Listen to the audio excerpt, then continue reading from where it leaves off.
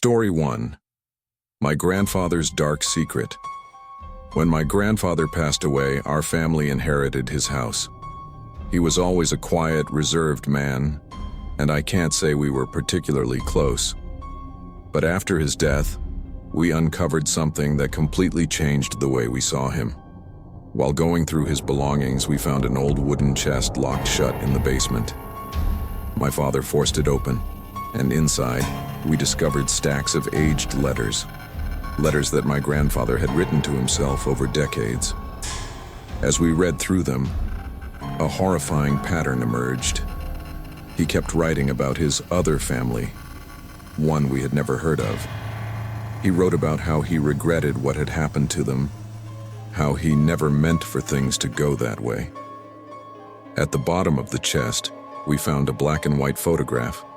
It showed my grandfather standing with a woman and 2 children. None of us recognized them. Confused, we started searching for information, and what we found made our blood run cold.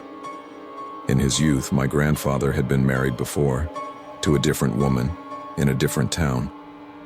He vanished from their lives suddenly, and just a few months later, the entire family died in a house fire. The fire was ruled an accident, but his letters kept mentioning, "I never wanted it to happen like that. I just wanted to disappear. But now they will never leave me." We didn't know what to believe. But after finding those letters, none of us could stand to stay in his house any longer.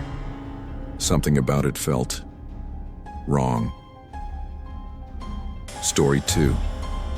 The Locked Room. When my uncle died, my family and I traveled to his house to clean it up before selling it. He had always been a quiet, private man, never married, no close friends. His house was exactly what you'd expect from an aging bachelor. Dusty, cluttered, but mostly normal, except for one door. It was locked tight, and we couldn't find the key. At first, we thought it was just a storage closet, but curiosity got the best of us. My dad eventually broke the door open. As soon as we stepped inside, the air felt thick, stale, suffocating.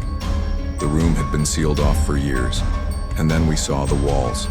They were covered in photographs, hundreds of them. They all showed children, kids at playgrounds, at bus stops, walking home from school. None of them were posed. They were taken from a distance as if someone had been watching them. On a desk, we found old newspapers, each one featuring missing children. Some of them were from decades ago. We immediately called the police. The investigation revealed that my uncle had kept a disturbing journal. In it, he detailed his observations of these kids. There was no direct evidence that he had harmed anyone, but the scariest part? He had died just a week before one of the missing children, now an adult, started searching for answers about their own disappearance. We will never know the full truth. But after that, I started questioning if we ever truly know the people around us. Story 3. My mother's hidden past. My mother was a kind, loving woman who raised me alone. She always told me that my father had left us when I was a baby, and I never thought to question it. After she passed away, I was sorting through her documents when I found my birth certificate. But something was off. The father's name listed on it wasn't the name I had grown up hearing. It was a complete stranger. Confused, I dug deeper. I contacted the Vital Records office and learned something that sent shivers down my spine. My last name had been changed when I was 3 years old. My mother had legally erased our past. Determined to find answers, I looked up the name of the man listed as my father. And then I found his story. He had been convicted of murder. In 1995, the same year my name was changed, he had been arrested for killing his wife and child. Except, I was born before that. The realization hit me like a truck. What if I was the child he had tried to kill? Memories of my childhood suddenly made sense. My mother's paranoia, her fear of strangers, the way she would tense up whenever she saw police. She had been running from him. I will never know if he ever tried to find us. But one thing is certain.